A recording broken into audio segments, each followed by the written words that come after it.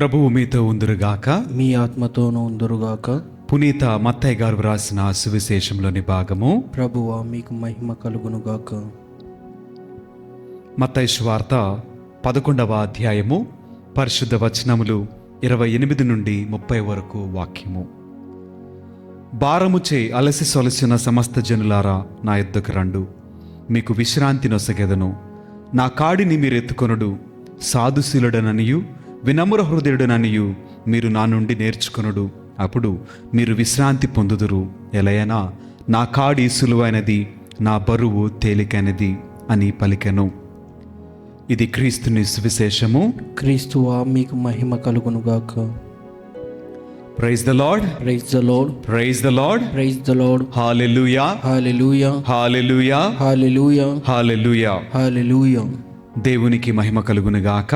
ఆమేన్, దేవుడు మనలను దీవించునుగాక. ఆమేన్. ప్రేమైనటువంటి దేవుని బిడ్డలారా, మరి ఒక్కసారి దేవుడు మనందరితో కూడా వాక్యము ద్వారా మాట్లాడుతున్నాడు. చదువుకున్నటువంటి వాక్యాన్ని గమనించినట్లయితే యేసుక్రీస్తు వారు చెప్పుచున్నటువంటి మాట, భారముచే అలసి సొలచిన సమస్త జనులారా నా యొద్దకు రండు, మీకు విశ్రాంతిని వసగెదను అని యేసుక్రీస్తు వారు మనందరికి కూడా నెమ్మది కలిగించేటువంటి, ఊరట కలిగించేటువంటి, ధైర్యం ఇచ్చేటువంటి ఒక గొప్ప మాటను యేసుక్రీస్తు వారు ఈనాటి వాక్యములో మనందరితో మాట్లాడుతున్నారు. ఎవరైతే నీ జీవితంలో అలసిపోయి ఉన్నావేమో, భారము కలిగి శోధింపబడుతూ ఉన్నామేమో, నలిగిపోయి ఉన్నావేమో, కన్నీటి పర్యంతమై ఉన్నావేమో, యేసయ్య నీతో మాట్లాడుతున్నాడు. నా దగ్గరికి రా, నీకు కావలసినటువంటి సమాధానం నా వద్ద ఉన్నది, నీకు కావలసిన శాంతి నా వద్ద ఉన్నది, నీకు కావలసినటువంటి ఆరోగ్యము నా వద్ద ఉన్నది, నీకు కావలసినటువంటి నెమ్మది నా దగ్గర ఉన్నది. నా నుండి నేర్చుకో, నా నుండి పొందుకో అని యేసయ్య మనలను ఆహ్వానించున్నాడు. అయితే ప్రతి ఒక్కరి జీవితంలో అనేక రకములైనటువంటి భారం మనం కలిగి ఉన్నాం. ఈ భారం అనేటువంటిది రెండు విధాలుగా ఉంది. మొదటిగా శరీరపరమైనటువంటి భారం, ఈ లోకపరమైనటువంటి భారం. రెండవది ఆత్మపరమైనటువంటి భారం. శరీరపరమైనటువంటి భారం ఎలా ఉంది అని అంటే, ఒక వ్యక్తికి లోకంలో ఉన్నటువంటి బాధ్యతలను బట్టి ఆ బాధ్యతలను నెరవేర్చుటలో ఆ మనిషి అనేక రకములుగా శ్రమ పడవలసిన అవసరం ఉంది, బాధను అనుభవించాలి. ఆ మనిషి అనేక విధములుగా తృణీకరింపబడతాడు, కొట్టబడతాడు. అయితే తన బాధ్యతను నెరవేర్చుట కొరకు వీటన్నిటినీ మనిషి స్వీకరిస్తామన్నాడు. మరికొన్ని సమస్యలు, మరికొన్ని ఆలోచనలు, మరికొన్ని భారము ఎలా ఉంది అనంటే, ఒక వ్యక్తి స్వకీయ దురాశల వలన భారాన్ని కలిగి ఉంటాడండి. తెలిసి ఒక వ్యక్తి తన ఆశను బట్టి, లోకం పైన వ్యామోహాన్ని బట్టి, లోకం వెనక, లోకపు పాపపు వెనక పరిగెత్తుతూ భారాన్ని కలిగి జీవిస్తున్నారు.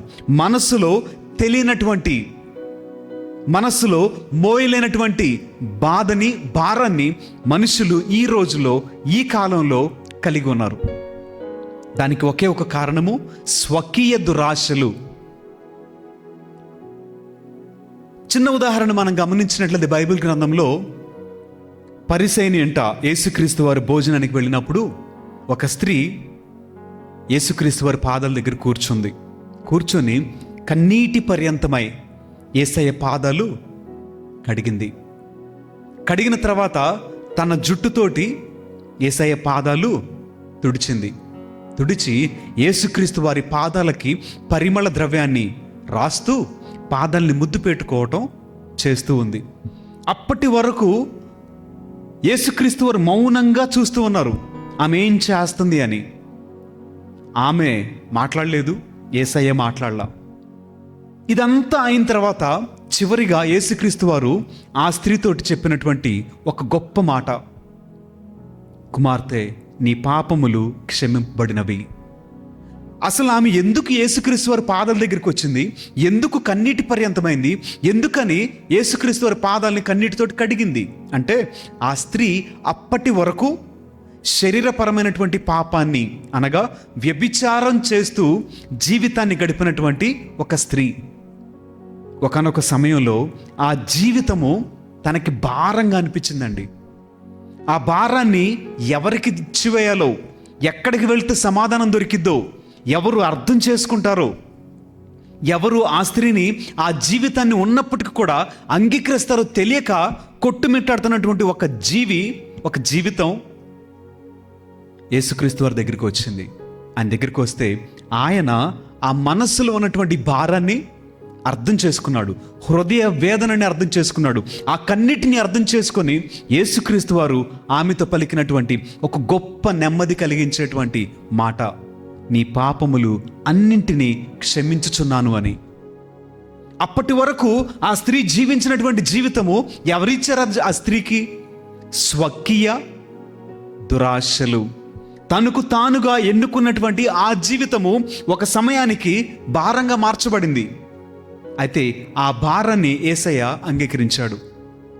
అనేక మంది ఈ లోకంలో ఇటువంటి భారాన్ని స్వకీయంగా స్వీకరించి బాధపడుతున్నారు. కుటుంబపరమైనటువంటి బాధ్యతలు, కుటుంబపరమైనటువంటి శోధన, ఇబ్బందుల్లో అనేక మంది ఈ రోజున తలకు మించినటువంటి భారాన్ని మోస్తూ ఒంటరితనంగా, సంతోషం లేక, సమాధానం లేక, ఆరోగ్యం లేక అనేక మంది ఈ రోజున ఈ లోకంలో జీవితాన్ని జీవిస్తున్నారండి. మీ అందరికీ కూడా యేసయ్య చెప్పేటువంటి ఒక గొప్ప మాట, నా దగ్గరికి రండి, మీకు కావలసినటువంటి సమాధానాన్ని పొందుకో. నువ్వు దేనికోసమైతే వెతుకుతూ ఉన్నావో నా దగ్గరికి రా, నా దగ్గర అది నీకు సమృద్ధిగా లభించును అని యేసయ్య నీకు ఈ రోజున మాట్లాడుతూ ఉన్నాడు. యేసయ్య దగ్గరికి రాగలవా? నీకున్నటువంటి భారం అంతటిని కూడా ఆయనకి ఇచ్చేసి ఆయన వద్ద నుండి నెమ్మదిని పొందుకోగలవా? శాంతిని, సమాధానాన్ని పొందుకోగలవా? ఆరోగ్యాన్ని పొందుకోగలవా? ఆయన ఆహ్వానాన్ని మన్నించి ఆయన వద్దకు వస్తే నీ జీవితము సంతోషముగా మార్చబడిద్ది, ఆనందంగా మార్చబడిద్ది, ఆరోగ్యకరంగా మార్చబడిద్ది, ఉన్నతముగా దీవించబడతావు. అటు తర్వాత మరొక భారం, ఆత్మీయ భారం. ఇక్కడ యేసుక్రీస్తు వారు ఏమంటున్నారు? ఆత్మీయ భారము కూడా ఉన్నతమైనటువంటి ఆశీర్వాదాన్ని ఒక వ్యక్తికి తీసుకొని వస్తూ ఉందండి. మీకు ఒక 2 ఉదాహరణలు చెప్తాను. మొదటిది దానియేలు గారు, రెండవది పౌలు గారు. దానియేలు గారు ఎందుకు అనంటే, దానియేలు గారికి ఉన్నటువంటి భారం ఏంటి అంటే ఆత్మల పరమైనటువంటి భారము. నశించిపోకుండా ఒక ఆత్మ రక్షింపబడాలని భారము కలిగినటువంటి ఒక గొప్ప ప్రవక్త. మనకందరికీ తెలుసు, ఒకానొక సమయంలో కన్నీటితోటి, కృంగిపోయినటువంటి మనస్సుతోటి ప్రార్థన చేస్తూ ఉన్నారండి. ఆ ప్రార్థనలు దేవుని సన్నిధికి వెళ్లకుండా దొంగిలింపబడినవి. అపవాది ఆ ప్రార్థనలన్నిటిని దొంగిలించాడు. ఒకానొక రోజున దేవుడు అడుగుతూ ఉన్నాడు, దానియేలు ప్రార్థన నా సన్నిధికి రావట్లేదు ఏంటి అని. విచారణ చేస్తే తెలిసిందేంటి? దానియేలు ప్రార్థనలన్నిటికి కూడా అపవాది దొంగిలించేశాడు. ఆ ప్రార్థనలన్నీ ఏంటి? దేనిని గురించి ఆ ప్రార్థన అంటే, రాబోతున్నటువంటి తరములలో ప్రతి ఆత్మ రక్షింపబడాలని, ఆ యొక్క విపత్తును తప్పించుకోవాలని, ప్రతి ఒక్కరూ కూడా రక్షింపబడాలని ఆయన ముందుగానే దేవుడి సన్నిధిలో ఆత్మల భారం కలిగి కన్నీటితోటి ప్రార్థన చేస్తున్నాడు, ఉపవాసం చేస్తున్నాడు. నేల మట్టు కృంగిపోయాడు మనిషి. ఇది కదా యేసయ్య మన దగ్గర నుంచి కోరుకుంటుంది.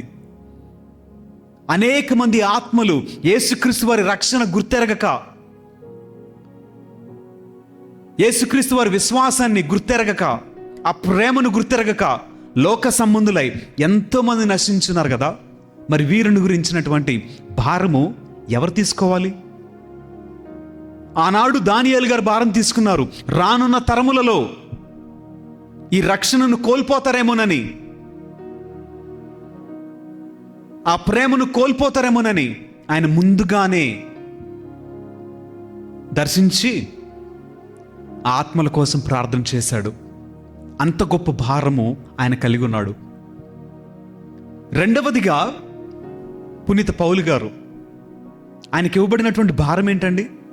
సంఘములను కట్టేంత వరకు, జీవము కలిగినటువంటి సువార్త ప్రకటించబడేంత వరకు, అనేక ఆత్మలను రక్షించేంత వరకు విశ్రమింపని ఒక సైనికుడు ఆయన, విశ్రమింపని ఒక యోధుడు ఆయన, పోరాటమును పోరాడినటువంటి ఒక గొప్ప యోధుడు ఆయన. ఎన్ని సంఘాలు కట్టాడండి ఆయన. ఈ రోజున ఎంతమందికి ఆత్మీయంగా ఆహారాన్ని వాక్యము ద్వారా పంచడానికి ఆయన రాసినటువంటి లేఖలు, జ్ఞానము కలిగినటువంటి మాటలు, ఎన్ని జీవితాల్ని ఈ రోజున యేసుక్రీస్తు వారిలో కట్టుచున్నవో కదా.